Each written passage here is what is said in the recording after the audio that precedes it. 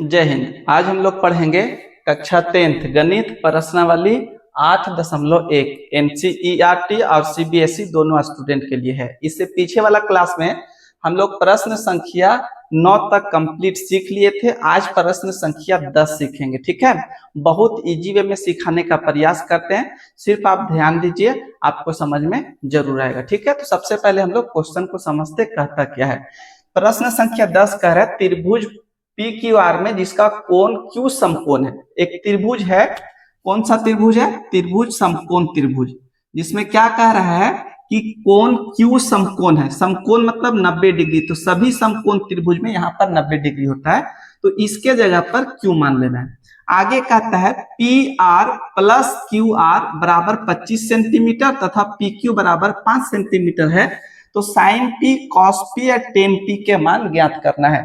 तो यहाँ पर लिख देते हैं हम लोग P और यहाँ पर लिख देते हैं Q। आप यहाँ पर PQ यहाँ पर हो जाएगा R। आप यहाँ पर P लिख सकते हैं, यहाँ पर R लिख सकते हैं, लेकिन Q का जो स्थान है यहाँ आपको चेंजिंग नहीं करना है, क्योंकि क्वेश्चन में ही बोला कि जहां पर 90 डिग्री वहीं पर आपको Q लिखना है। ठीक है, अब कहता है देखिए PQ बराबर 5, PQ यहाँ से यहाँ तक कितना दिया? 5 सेंटीमीटर। PQ बराबर 5 सेंटीमीटर और PR प्लस यहाँ पर है QR बराबर 25 सेंटीमीटर। PR और QR ये दोनों को मिला करके 25 सेंटीमीटर दिया है। तो जब दे दिया है तब आगे बोलता है साइन P cos P और tan P का मान ज्ञात करने के लिए। तो समझिए, हम सबसे पहले यहाँ पर लिख देते हैं, यहाँ लिख देते हैं साइन P, इसका फॉर्मूला होता है P बट्टा में H। इसका फॉर्मूला क्या होता है? P बट्टा H। उसके बाद cos P का फॉर्मूला यहाँ लिखते हैं, cos P का फॉर्मूला होता है B बट्टा में H। उसके बाद tan है, तो tan P का फॉर्मूला होता है P बट्टा में B होता है। ठीक है, याद रखिएगा। हम इस क्वेश्चन से पहले जितना भी क्वेश्चन बनाए एक फॉर्मूला यहाँ पर लिख दिए थे और उसी से डायरेक्टली आपको दिखा करके बना रहे थे क्या क्या फॉर्मूला होता है। साइन P बराबर P बट्टा H होता है, cos P बराबर B बट्टा H होता है और tan P बराबर P बट्टा B होता है। ठीक है, तो इसमें हमको चाहिए P भी चाहिए, H भी चाहिए, B भी चाहिए, तीन चीज चाहिए। अगर ये थीटा रहता है तो ये हो जाता है PBH, और अगर ये वाला बोलेगा तो ये वाला जैसे ही बोलेगा साइन P, तब P के सामने देखिए यहाँ पर ये क्या हो जाएगा? E वाला P होगा, E वाला B होगा और E वाला H होगा। P मतलब परपेंडिकुलर, ये वाला P नहीं, ये तो नाम है इसका। P मतलब परपेंडिकुलर, H मतलब हाइपोटेनियस और B मतलब बेस होता है। ठीक है, तो जब यहाँ पर देखिए, अभी इसको समझने से पहले हम लोग समझते हैं कि सबसे पहले मेरा जो निकलेगा यहाँ पर क्या निकलेगा? PBH निकालेंगे कैसे। ठीक है, तो हम सबसे पहले उसी का निकालते हैं। इसका PQ का मान 5 दिया, 5 यहाँ पर रहने दीजिए। ठीक, अब यहाँ पर देखिए ये वाला त्रिभुज है। जब ये वाला त्रिभुज होगा, तो जब ये वाला त्रिभुज होगा यहाँ पर देखिए ये हो गया Q, तो ये वाला इसको P मानते हैं, इसको हम लोग B मानते हैं, इसको हम लोग H मानते हैं। क्या मान लेंगे? PBH। ये तीनों मान होना चाहिए, जबकि तीनों मान इसमें दिया नहीं है, तो तीनों मान निकालना पड़ेगा।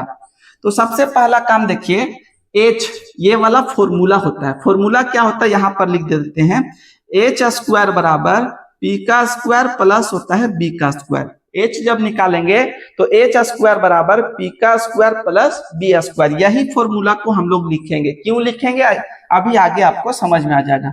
तो यहाँ लिखते हैं H स्क्वायर बराबर P स्क्वायर प्लस क्या लिखेंगे? B square. H नाम क्या है? PR, तो यहाँ पर हम लोग लिखेंगे PR का होल स्क्वायर। उसके बाद यहाँ पर P है, देखिए P, तो P किसको माने? यहाँ से यहाँ तक, इसका नाम क्या है? PQ, तो यहाँ पर हम लोग लिखेंगे PQ का होल स्क्वायर प्लस B किसको माने? QR को, तो यहाँ पर हम लोग लिखेंगे QR का क्या हो जाएगा? होल स्क्वायर हो जाएगा। ठीक है, अब यहाँ पर देखिए दिया क्या चीज यहाँ पर दिया है, हम यहीं पर लिख देते हैं बगल में। यहाँ पर PR प्लस QR बराबर कितना दिया? 25 सेंटीमीटर। तो PR रहने दीजिए, यहाँ पर 25 प्लस QR है, इधर आएगा तो माइनस QR हो जाएगा। तो PR का मान कितना निकला? PR का मान हो जाएगा 25 माइनस QR। ठीक है, यहाँ पर PR जहां आएगा वहां पर क्या बैठेंगे? 25 माइनस QR, तो यहाँ लिखेंगे 25 माइनस QR का क्या हो जाएगा? Whole square. PQ का मान कितना? तो PQ का मान देखिए दिया हुआ कितना? 5, तो यहाँ पर 5 दिखेंगे। सेंटीमीटर रहता है तो इसमें सेंटीमीटर आपको नहीं लिखना है, plus Q R, Q R उसी तरह से रहने दीजिए क्योंकि क्यू आर का कोई वैल्यू नहीं है। अब आगे चलते हैं, यहाँ पर देखिए ये हो जाएगा ए, ये वाला क्या हो जाएगा ए, और ये वाला क्या हो जाएगा बी। ए माइनस बी का होल स्क्वायर का फॉर्मूला होता है, यहाँ पर लिख देते हैं ए माइनस बी का होल स्क्वायर का फॉर्मूला होता है A square plus B square minus होता है 2ab होता है। ठीक है, तो ये वाला ए, ये वाला क्या हो जाएगा बी। देखिए ए माइनस बी का होल स्क्वायर, ए माइनस बी का होल स्क्वायर, तो ये वाला फॉर्मूला पर हम लोग को मान बैठा देना है।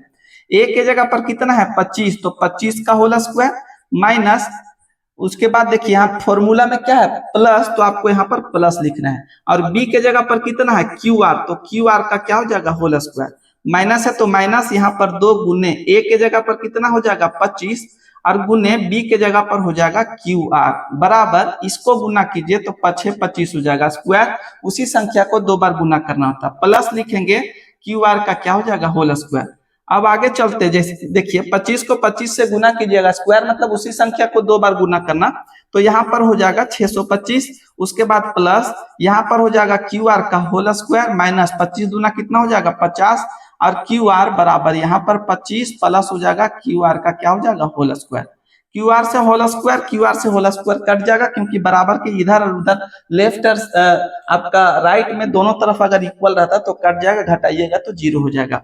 अब यहाँ पर देखिए ये क्यू आर है, यहाँ पर रहने दीजिए माइनस 50 क्यू आर है। ठीक है, इसको एक तरफ रहने देते हैं, पहले से इधर 25 नंबर को एक तरफ कर देंगे तो प्लस में 625 है, इधर आएगा तो माइनस में 625 हो जाएगा, माइनस यहाँ पर 50 क्यू आर बराबर, यहाँ घटाइए देखिए एक प्लस में और एक माइनस में घटाया जाता है, तो 625 में 25 घटा दीजिएगा तो हो जाएगा सिर्फ 600, बड़ा के सामने माइनस तो इसके सामने क्या हो जाएगा माइनस, माइनस से माइनस कट जाएगा, क्यू आर बराबर यहाँ पर 600, ये गुना में 50 है, इधर आता है तो भागा में 50 हो जाएगा, 0 0 कट जाएगा, ये 12 बार में कटेगा, तो यहाँ पर लिखेंगे क्यू आर का मान कितना हो गया 12 हो गया, क्यू आर का मान 12। अब यहाँ पर देखिए पी आर का मान कैसे निकलेगा, यहाँ लिखते हैं पी आर बराबर यहाँ पर 25 माइनस क्यू आर का मान निकाले कितना आया 12, तो यहाँ पर आपको 12 बैठा देना है, पी आर बराबर यहाँ घटाइएगा तो कितना होगा 13, तो यहाँ पर देखिए हम लोग निकाल दिए किसका क्यू आर का मान,